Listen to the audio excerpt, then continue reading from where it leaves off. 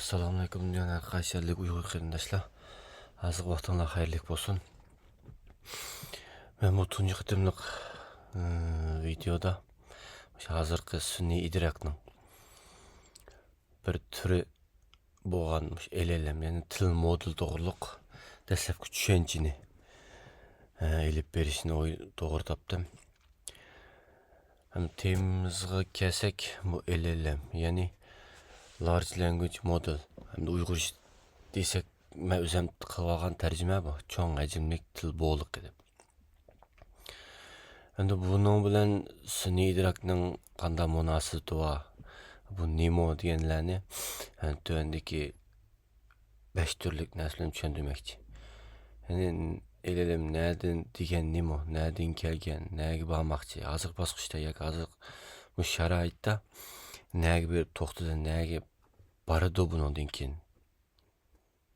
Degендек to'g'risida qisqacha o'zim bilgancha.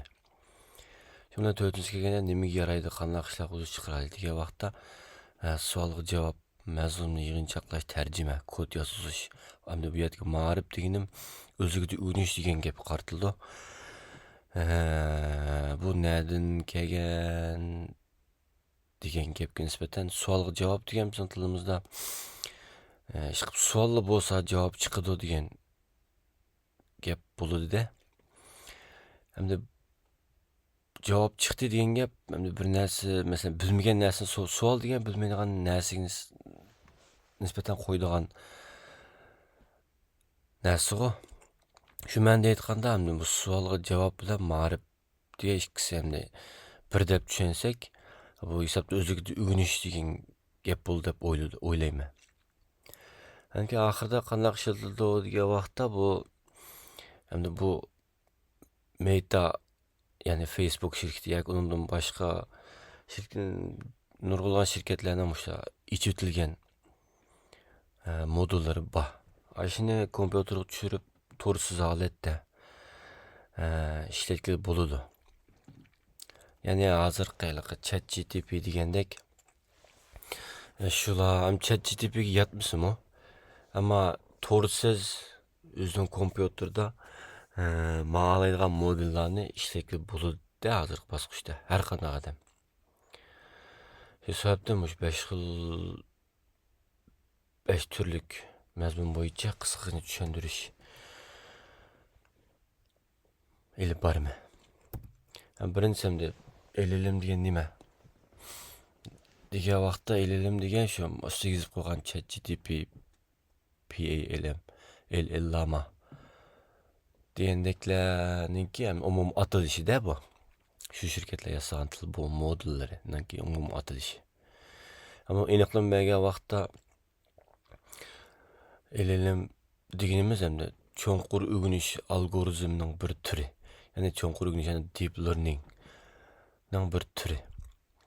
Bu ham nihoyat ko'p, g'oyat zo'r bir sonliq ma'lumotlarni cho'nqur o'rganish orqali qarashtirib bilan bir vaqtda tabiiy bir til bir taraf qilish metodini mashina o'rganish orqali tushunish. Ya'ni bu tushunish deganimiz kompyuterning insonning tilini tushunish iqtidori ko'rsatildi. Tushunish iqtidorini yuqori ko'targan sonliq ma'lumotlar to'plami. Ya'ni buni o'zim har xil tillardan tarjima qilib Uyg'urcha tushirib shundaq aniqlanmasak bo'ladi deb. Endi buni shaxsiy o'y fikrim ham shaxsiy topgan javobimda har xil yerlardan ko'rish orqali. Ammo buni taxmi ozroq inchiklab degan vaqtda bu LLM degan deep learning shu bir algoritmning bir turi. Bu qanday tur degan vaqtda aslidagi bor bo'lgan tabiiy til bir taraf qilish metodi. Ya'ni tabiiy NLP, qisqartirib NLP deb ataldi ekan bu. Bu Nemo degan vaqtda hisobda burun yo'qmi demasan, bu til modeli degan narsa burun yo'qmi degan vaqtda bor deganimiz shu. Nature Language Processing, ya'ni NLP degan narsa. Bu nima degan vaqtda yaqin shu atrofimizda birinchi tarjima. qo'limizga bir uskunaga gap qilsak, uni bir boshqa tilga tarjima qilgan uskuna. Lekin texim yaqin degan vaqtda o'sha Almanning Siri. Lekin Amazonning Alex deydigan bir speakersi var. Masalan, saatni to'g'rilab yoki bugünkü havo rayi yoki naqsh qo'yib bersa, qo'yib bo'lgan bir speakerlar var. Almanning bog'i. Ashton ishlatgan usul yana shu tabiiy til bir taraf qilish metodi bo'ladi ekan hamda. Hozircha mening üstünüp bilishimda. Shu metodni shu diplerning yani cho'nqur o'rganishga selib qarashtirib, mana degan uning bilan birga nurg'ulg'an g'oyat zo'r detalarni birlashtirib o'sha deep learning sağa vaqtda bu ayliq Siri'den eşip, mesela Siri bazı gaplarni desek tushunmaydi. Deganimizni qilib bergan bilan tushunib undan boshqa masalan saat to'g'rilab turdi. Havo rayi deb havo rayini deb turdi masalan. Bizning havo rayi deganimiz havo ochiq yoki tutuq. Shundan tugaydi-da. Ama elelim kelgan vaqtda, masalan havo rayini so'rgan vaqtda undan bugungi havo rayi manda bo'ldi. Onu qo'shib tushdan keyin yoki kechda yo erta. Manda bo'lish ehtimolligi bor, yo qiyinroq kiyinib, yo kunlik kelib men degandek. Shu xil talablarni, yo'q talab demaymiz, shu xil advice dan uyg'urcha topamadim. Shu narsalarni qo'shib bera oladiganini elili, cho'ng hajmlik til modeli. Yani bu şu burundan bağlanan tabii bir til bir taraf qilish metodidan bir balaq yuqori ko'tarilgan, yuksalgan bir model deb tushunsak bo'ladi deb o'ylayman. Yani bir ishlash prinsipi bo'yicha aytgan vaqtda ma'lum maqsadli buyruqni taskni ijro qilish uchun yani fine tuning, bu yerda fine tuning ufqum kelib chiqdi. Fine tuning orqali bu yerda o'xshash ziyod bo'lgan sonliq ma'lumot to'plamini mashqlantirib bo'lgandan keyin tekstni turga ayirish, hosil qilish, tekst mazmunini yig'inchoqlash, soliq javob berishdan iborat tabiiy til bir taraf qilish o'sha metodining vazifasini ijro qilg'izdi-da bu.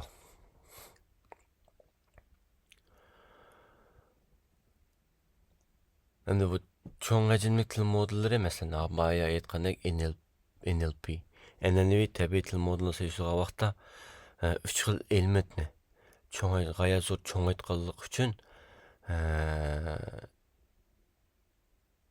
NLP'den farqlanib turadigan yeri. Birinchi hisoblash miqdori. Ya'ni kompyuter bu taraf bilan xizmat miqdori hisobda kompyuter nihoyat ko'p tasklarni hisoblab chiqirdi degan gapda hamda. Ikkinchisiga sonliq ma'lumot miqdori. Sonliq ma'lumot miqdori nihoyat haddan ziyod ko'p bo'lgan sonliq ma'lumot miqdori, ya'ni sonliq detallarni ishlatadi degan gap.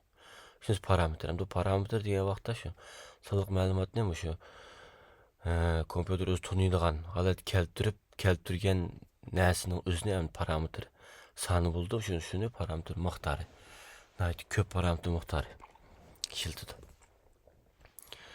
Shu sababdan hamda insonlar bilan tabiiy paranglish masalan shu hozir ChatGPT'larga gap qilsak, mes uyg'urchadami javob beradi deyman.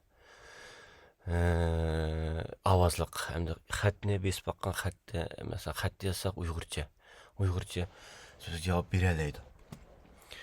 Ovozliqni qilaydi, yaqin qilaydi deyman. Shunga o'xshash insonlar bilan tabiiy paranglasha oladigan holatga keldi-da bu. Kelgandan keyin fikr almashish kelib, shu sababli insonlar tabiiy paranglasha yaqin bo'lgan ravon aloqa bilan mashina bilan aloqa bilan mashina inson bilan yuqori enliqdan tabiiyat fikr almashadigan bo'ladi. Misol bersak, bu yerda ChatGPT Endi buningdaylik arka şirketlerinki yasagan til modulları kısıkça 2023-yıldaki 2023-yıl bolgan bir qancha modullarni tunuşunu to'xtatdim. Birinchisiga BERT, ya'ni Google'ning tunji qitim e'lon qilgan modul. Dämde BERT'ga esa bir ilmiy maqala. Mush Google'ning 2018 e'lon qilgan mush maqalasi bilan teng, biroqla shu sun'iy idrok degan narsa tasavvur qilsa taraqqiy qilib hozirgi holatga yetdi. Hisobda buning asosli nimasidan hal qilish rol o'ynagan bir texnika deb qarasak bo'ladi endi buni. Shundan keyin asosli OpenAI neki yozgan GPT-3 masalan. Bu faqat qurilma etayotganda faqat bu yezaq asliq qilish uchun ishlatilgan modulda. Yani 4G'ga vaqtda bu ovoz tekst ChatGPT'ga 3G ovoz rasm qatorliq tekst bo'lmagan sanaqlarni o'rgatgan modul. Yani ma baski LaMDA degan bu Google'ninki. Transformer degan hamda bir bu texnika desek bo'ladimi buni? Asos qilgan va maqsad dialog uchun tarbiyalangan modul. Demek shu 1.5 milliard so'zlik tekst gavdasiga olgan gavdasiga mashqlangan modul. Bunun keyingisi yana shu bayatdan deb o'tgan ilmiy maqolaning temisi. Değil mi şu? Scaling Language Modeling with Pathways. Anlık maqalını asas qilgan. Bu Google'ning yuqori transformer deki parametre sani zo'r derece kengaytgan modul hamda buning ishlatgan parametre sani 5 milyar 400 milyon. Pastki LLM degani bu metaning da.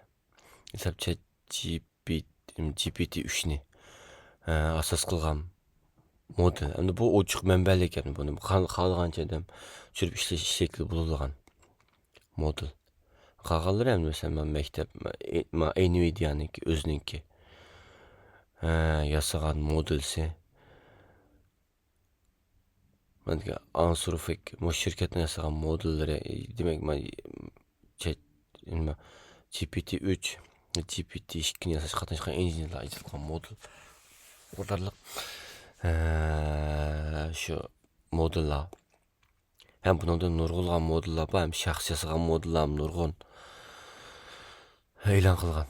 LLMning hisobda tilni endi bu kompüter, yani maşinenin adamın tilini tushunishni texmi oson qilgan modul, narsa sistema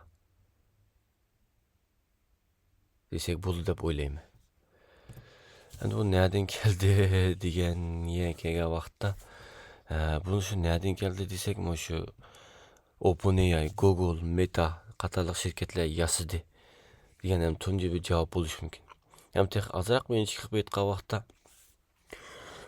bu AI, ya'ni sun'iy idrok, insonlarga o'xshash o'ylaydigan, ya'ni tafakkur qilgan va harakat qilgan mashina yasash nazariyasi va usuli. Bunun ichidan mashina o'rganish, cho'nqur o'rganish, hosil idrok, til moduli qatorliq kategoriyalar kirib ketgan. Bu AI'ninki kategoriyasining ichida mushkil AI'ning kategoriyasiga ilib ketgan. Bu hisobda nereden keldi degan savolga kelgan vaqtda shu sun'iy idrokdan keldi. Hamda bu sun'iy idrokning ichidagi nimani ishlatdi, nimalarni ishlatib, qanday texnikalar bilan bo'let keldi degan kelgan vaqtda kompyuterning programmasiz ta'minlangan sonliq ma'lumotlardan o'rganish iqtidori. Endi machine learning degan kelimada bu machine learning yani mashina o'rganish deganimiz kompyuterning programmasiz odam program yozmagan esa ma program o'rgan demay turib sonliq ma'lumotlar orqali mush mashina o'zini o'rganish iqtidorini ko'rsatdi. Bu qanday ma'noda qanday ishlaydigan vaqtda sonliq ma'lumotlar analiz natijasida nurg'ulg'an random deb qo'yamdiq. Turaqsiz yoki tang bu o'zaro tang bo'lmagan, munosib bo'lmagan yoki munosabatlik az munosib bo'lgan sonliq ma'lumotlarni ta'minlash orqali ularniki hamda bir natijani o'zaro yaqin kelami kemmamdi. Yaqin kelishni qanday bir formula orqali yaqin keldi degandeklar shun alanın natijasi bo'ladi. Natijasi orqali qaror chiqishni asos qilishga bo'lgan qoidalarni tepishning usuli.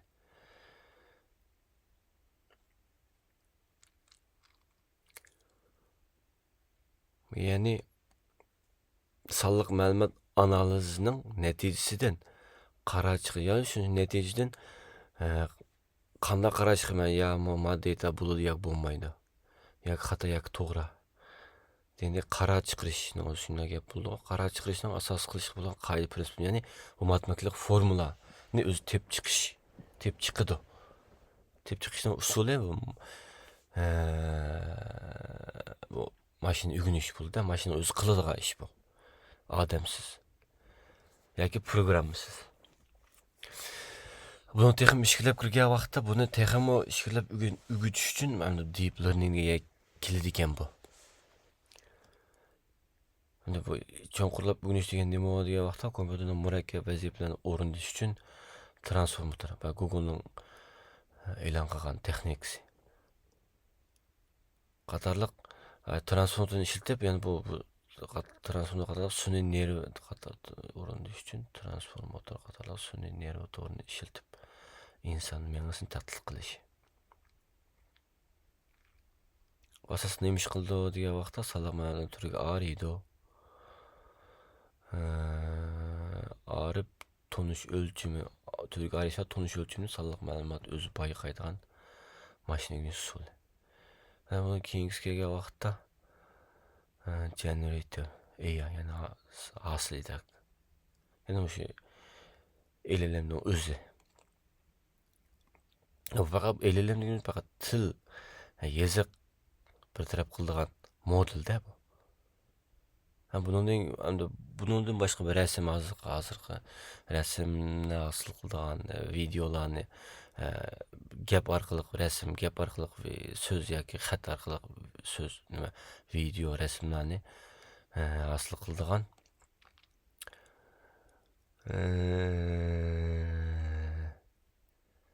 sun'iy idroklar bor.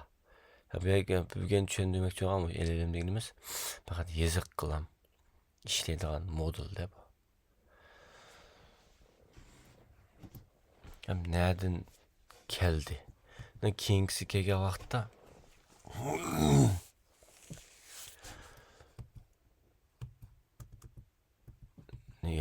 xato bo'lib qopti. Nereden kelib, nerga bormoqchi hisobda. Asıl idroklar, sun'iy idroklar paydo bo'ldi. Bundan taraqqiy qilib nerga bordi degan. Chunki kelgan vaqtda sun'iy idrokdan darajadan tashqi sun'iy idrokka qarab taraqqiy qilib bo'ldi. Ham hisobda qilib bo'ldi. Ama OpenAI'ning O1 degan model dal shu darajadan tashqi sun'iy idrokka tava bo'ladi ekan hamda ma'lumotlarga asoslanganda. Endi bu darajadan tashqari sun'iy idrok degan nima degan vaqtda shu insonlarga qaraganda aqlliq deb qaralgan hamda qanchalik aqlliq degan nima keyingi nima tushundirma. Endi bu yer asos farqlarni qisqacha nima qilgan vaqtda qisqacha түшендіге вақта bu AI degenimiz konkret vazifenlam. Ya fakat birlam vazifeni icra kılıdı da. Vazifeler cevap başı iqtidarı, ügünüş iqtidarı, evrişimliki. Bu yerдeki evrişimlik degenimiz her xil savol javob yoki har xil buyruqlarga javob berish iqtidori deb tushunsak bo'ldi. Endi evrishim degan bizning tilimizda yumshoq degan bo'lganki, yumshoq narsa miyaga egildi, har yoqqa mang'alaydi, har yoqqa kirdi, qanday ishlasak ishlikli bo'ldi degandek bir ma'no bo'lg'achqa bu evrishimniki deb oldim men buni. Bu tushunish kelgan vaqtda bu AI'ning o'zlam kelgan vaqtda bu konkret vaziyatni bir tapa, ya'ni misol qilsak tarjima hisoblash, ya'ni hisoblash deganimiz mana hisoblag'ich qo'limizdagi. Shuni o'zimi bir hisobda AI'ga tava bo'ldi ekan. Ham o'g'inishlarni bergan vaqtda bu faqat oldin kirgizilgan ma'lumot va qoidalarni asos qilib o'g'inishilib bordi. Ya'ni bu tarjima degan vaqtda tarjima ikki tilniki ma'nosi o'xshash ikki so'zni birga kelganda, ya'ni mana degan gapkan deb tushuncha ikki bo'ldi degan gapda. Hisobotmi shu? Ikkini qo'sh degan vaqtga qo'shash biz yozgan vaqtimizda uning keyindagi ma'nodagan programma faqat qo'shashni ilib bordi shu vaqtda. Elishni uni boshqasi ilib buyruqni ijro qilmaydi degan gapda. Endi o'zini taraqqiy qilish bu o'zini taraqqiy AI bo'lgan vaqtda o'zini taraqqiy iqtidori faqat yo'q deb qaraldi. Hamda AGI bu ya'ni asıl idrak. O'sha hozir so'zlayotgan LLM'ning kategoriyasi kirkitdi bu. LLM o'sha AGI'ning kategoriyasi kirkitdi hamda. Bu javob vazifalar javob iqtidori kelgan vaqtda ko'p vazifalarni bir taraf qiladi, ya'ni tekst, rasmni asli qilish qatorliq. O'g'inishlar kelgan vaqtda sonliq biz ta'minlagan sonliq ma'lumotlardan emas, faqat ya'ni balki yana tajriba. Bu tajriba deganimiz hamda masalan bundan ilgari o'rgatgan narsalar esida saqlanadi hamda kompyuterda. Saqlangan o'g'inishlardan shu vaqtda o'rgangan vaqtga bir o'zida qolgan tajriba, ingliz experience deb qo'yamiz. Men shunday tushundim endi buni. Shu orqali o'zini o'rganalaydi. O'g'inish iqtidori bor degan gap bo'ldi endi bu. Endi bu evrishimlik degan kelgan vaqtda yonish kelgan masalaga jalli hal qilish iqtidori ega. Men masalan boshqalar bilim savolga dastlab degan savolga javob degan gap degan qaytsak endi bu ish qilib nima so'rsak xato bo'lsin to'g'risini javob chiqadi degan gap. Bu evrishimlik shu yoqqa qartilgan deb o'yladim men. Endi o'zini taraqqiy qilish iqtidori kelgan vaqtda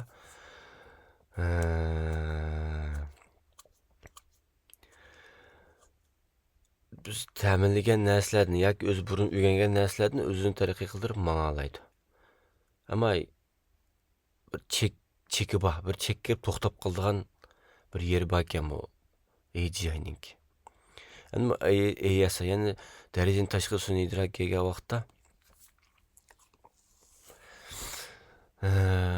bir talab qilingan yoki o'zligidan hamma ishni o'zligidan qilib ketadi degan kirkitdi buni asosli ma'nosi. Talab qilingan yoki o'zaro ta'siri yoki munosabati bo'lgan qilchik bo'lsin, az to'la bo'lsin munosabati bo'lgan vazifalarni o'zini taraqqiy qildirish orqali bir taraf qila oladi. Bugun iqtidori kelsak, o'zligidan o'rganish, ya'ni to'g'ri uloq bo'lsa, to'g'ri har xil narsa o'zi izlab deb o'rganish ilib berib o'zini taraqqiy qildiradi, o'rganish ilib bor iqtidori ega degan gapda.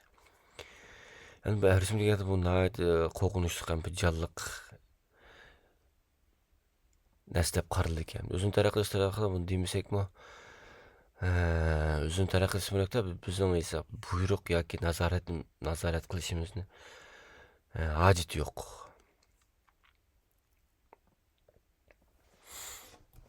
Endi bu yuqorida aytgan hisobda hozirgi AGI hozirgi sun'iy idrokniki taraqqiy qilib mang'ın keyingi basquchi bilan selishtirish bo'ldi deb o'ylayman.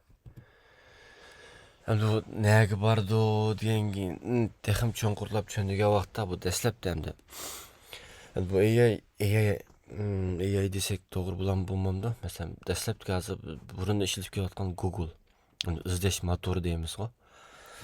Endi bu izlash degan vaqtda masalan, izlagan vaqtdan diqqat qilgan bo'lishi mumkin. Asosiy bir so'zni asos qilib yoki shu biz izlamoqchi bo'lgan jumlaninkin ichidagi bir net so'zni yoki hammasini asos qilib izlab shunga yaqin kelgan o'xshaydigan to'rbatlarni chiqib turadigan bir narsa edi. Hozir ishlatyapmiz-ku masalan Google'ni. Demak, nima demoqchisan bu izlash degan gap siz so'rgan savolni tushunadi degan gap emas-da. Faqat o'xshashlikni tepib, o'xshashliklarni silishtirib ekilib, mana o'xshaydi ekan. Mani ko'rib baq deb bizga hamda ta'minlab bergan javobi-da u. Tushunmay faqat o'xshashlikni topgan. Endi bu GPT kelgan vaqtda hamda bu GPT'ning o'zimi PT degan pre-training, ya'ni oldin mashq qildirilgan degan gap bo'ldi-ki. Endi bu sun'iy idrok degan bosqichga izlashdan sun'iy idrok degan kelgan vaqtda bu tushunishga keldi endi bu.